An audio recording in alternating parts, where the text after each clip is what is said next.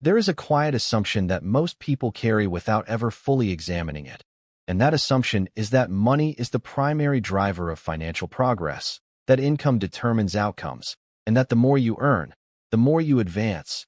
Yet when you step back and observe how wealth actually forms over extended periods of time, a different pattern begins to emerge, one where time, not money, becomes the dominant variable. This shift is not immediately obvious, because money is visible and measurable in the present moment, while time operates in the background, accumulating its influence gradually, often without recognition. And because of this, people tend to overestimate the power of short-term income and underestimate the structural advantage created by time. If you look at two individuals with different starting points, one with a higher income but a shorter time horizon, and another with a lower income but a longer time horizon, intuition often favors the higher earner, yet mathematically, the outcome does not always align with that intuition. The reason lies in how growth systems behave over time. Money, on its own, is static. It represents stored value, but without a system that allows it to grow, it does not expand. Time, however, is what allows that system to function. It is the medium through which compounding occurs, and compounding is not simply growth. It is growth layered on top of previous growth, creating a structure where each cycle builds upon the last. At first, this layering is almost imperceptible. The increases are small, the changes feel insignificant, and the overall trajectory appears flat, which can lead to the conclusion that nothing meaningful is happening. But beneath that surface, the structure is forming. Each cycle increases the base, and as the base increases, the absolute effect of each percentage gain becomes larger. This is where time begins to reveal its value. Because while money contributes to the size of the base, time determines how many cycles of growth that base can experience. And the difference between a system that compounds for 10 cycles versus one that compounds for 30 cycles is not linear, it is exponential. This is where the misunderstanding often occurs. People tend to think in linear terms, where doubling input leads to doubling output, but in compounding systems, extending time does not simply increase results proportionally, it multiplies the number of times growth can occur. So a small amount of capital with a long time horizon can, under certain conditions, surpass a larger amount of capital with a shorter time horizon, not because the initial input was greater, but because the system had more opportunities to operate. To make this more concrete, imagine a modest amount of money growing at a consistent rate over time. In the early years, the growth appears minimal. The increments are small enough that they can easily be dismissed. But as time progresses, those increments begin to stack, and the growth accelerates not because the rate has changed, but because the base has expanded. This acceleration is not caused by a sudden increase in effort. It is the natural result of time interacting with a compounding system. Now consider what happens when time is reduced. Even if the starting amount is larger, the system has fewer cycles to operate, which limits the layering effect. The base may be bigger initially, but without sufficient time, it does not experience the same level of multiplication. This is why time can outweigh money. Because money sets the starting point, but time determines the trajectory. There is also a psychological dimension to this dynamic. Because the benefits of time are delayed, they do not provide immediate reinforcement. The early stages of a compounding system feel slow, sometimes even stagnant, and without visible progress, it becomes difficult to maintain consistency. This creates a behavioral gap where the system requires patience, but the mind seeks feedback. And when feedback is absent, people often interrupt the process. They change strategies, withdraw resources, or shift focus entirely, which resets the compounding cycle. This interruption carries a hidden cost, not just in lost capital, but in lost time.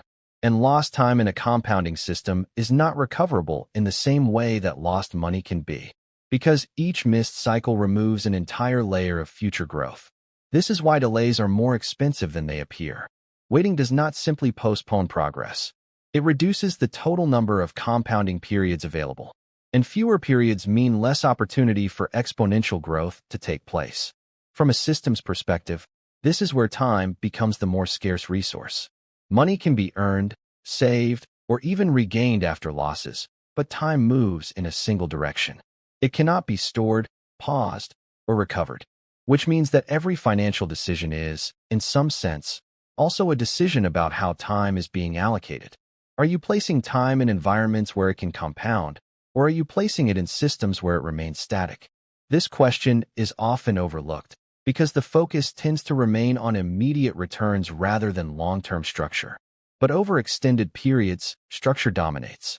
Small, consistent actions, when given enough time, can outperform larger, inconsistent efforts, not because they are more intense, but because they are sustained. This brings us to another subtle shift. When people begin to understand the role of time, their focus often moves away from maximizing short-term gains and toward preserving long-term continuity.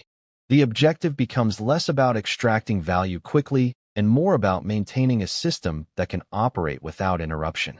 Because in a compounding environment, continuity is what allows time to do its work. And once continuity is established, even modest growth rates can produce meaningful outcomes over extended periods. There is also a historical perspective that reinforces this idea. Across different economic systems and time periods, those who were able to maintain consistent exposure to growth mechanisms over long durations tended to accumulate disproportionate advantages, not necessarily because they started with more, but because they remained within the system longer. Time amplified their position, and this amplification did not require constant intervention. It required stability, which is why interruptions, even small ones, can have outsized effects when viewed across decades. Because each interruption breaks the chain of compounding, forcing the system to rebuild rather than continue. This is also where the idea of leverage begins to shift. Most people think of leverage in terms of increasing input, using more resources to generate larger outcomes. But time itself is a form of leverage. It allows a system to produce results that would not be possible through input alone. And unlike financial leverage, which can increase risk, time-based leverage operates more quietly. It does not require amplification of effort. It requires alignment with a process. And this alignment is what makes long-term systems so powerful. Because once they are in place, they reduce the need for constant decision-making. They operate with a degree of independence. But reaching that point requires an initial phase where results are not immediately visible. And this is where most people disengage. Not because the system is ineffective, but because the feedback is delayed. Which brings us back to the core idea. Time is more valuable than money, not because money lacks importance, but because money without time cannot fully express its potential. Time is what allows growth to layer, to expand, and to accelerate. It is the dimension in which financial systems operate. And when you begin to see it this way, the question shifts. It is no longer just about how much money you have. It becomes about how much time your system is given to work. Because in the long run, the system with more time will often outperform the system with more input. Not immediately, not visibly at first, but structurally. And structure, over time, tends to win. So the real value of time is not in how quickly it can produce results, but in how consistently it allows results to build. And once that becomes clear, financial decisions begin to look different. They become less about reacting to the present and more about positioning for continuity. Because in a world driven by compounding systems, continuity is not just an advantage. It is the foundation. And when you begin to extend this idea even further, it becomes clear that the value of time is not only tied to compounding in a financial sense, but also to how systems interact with human behavior over long durations. Because money exists within systems, but time exists across them. This distinction matters more than it appears at first. Most financial strategies are built within a single system, whether that system is employment, investing, business ownership, or saving. But time is the only variable that moves continuously across all of them, carrying the effects of past decisions into future environments. Which means that time does not just amplify what you do within a system. It also determines how long you remain exposed to that system's advantages or limitations. For example, if someone operates within a system that produces even modest returns, but they remain within that system for a long, uninterrupted period, the cumulative effect of that exposure can become significant, not because any single moment was extraordinary, but because the continuity allowed small effects to accumulate. On the other hand, if someone frequently switches systems, even in pursuit of better opportunities, they may unintentionally reduce the total time any single system has to compound. And this creates an interesting paradox, because in the short term, change can feel productive. It creates the sense of optimization, of improvement, of moving towards something better. But in the long term, excessive change can fragment time, breaking it into smaller segments that are each too short to fully benefit from compounding. So even though effort is being applied, the structure required for exponential growth never fully forms. This is one of the quieter dynamics in financial behavior. Progress is not only determined by what you do, but by how long you allow it to work. And duration, in this sense, becomes a form of commitment to a system. Not blind commitment, but deliberate continuity. Because without continuity, time cannot accumulate. And without accumulation, compounding remains theoretical rather than practical. There is also an interaction between time and uncertainty that becomes more visible at larger scales. In the short term, outcomes are highly sensitive to randomness. Small fluctuations, unexpected events, and variability can dominate results, making it difficult to distinguish between skill and chance. But as time extends, the influence of randomness begins to average out, and underlying patterns become more visible. This is another way in which time adds value. It reduces noise. It allows systems to express their true behavior over multiple cycles, rather than being judged on isolated outcomes. And this has important implications for decision-making. Because when people focus too heavily on short-term results, they are often responding to noise rather than structure.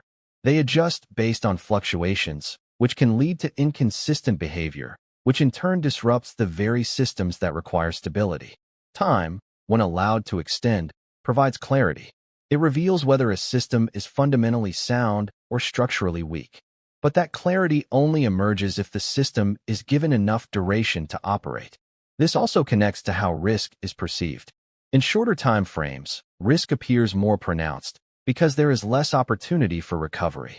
A single negative event can have a significant impact when there are few remaining cycles to offset it.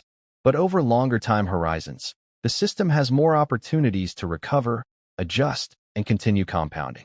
So while time does not eliminate risk, it changes how risk behaves. It transforms it from something that is immediately threatening into something that can be absorbed and distributed across multiple periods. This is why the same strategy can feel risky in the short term, but relatively stable in the long term. The underlying system has not changed. The time horizon has. And this shift in perception can influence behavior in subtle ways. When people operate with shorter time horizons, they tend to prioritize protection and immediacy. They seek certainty, even if it comes at the cost of long-term growth. But when the time horizon extends, the focus can shift toward participation and continuity, because there is more room for the system to evolve. And this brings us to another layer of the relationship between time and money. Money is often treated as a resource that can be deployed at any moment, but its effectiveness depends heavily on timing. Not timing in the sense of predicting exact moments, but timing in terms of duration. How long is the money allowed to remain in a system that can grow it? Because the same amount of money can produce very different outcomes depending on how long it is exposed to compounding.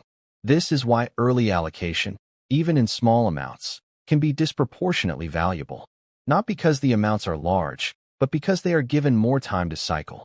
And each additional cycle increases the potential for growth to layer upon itself.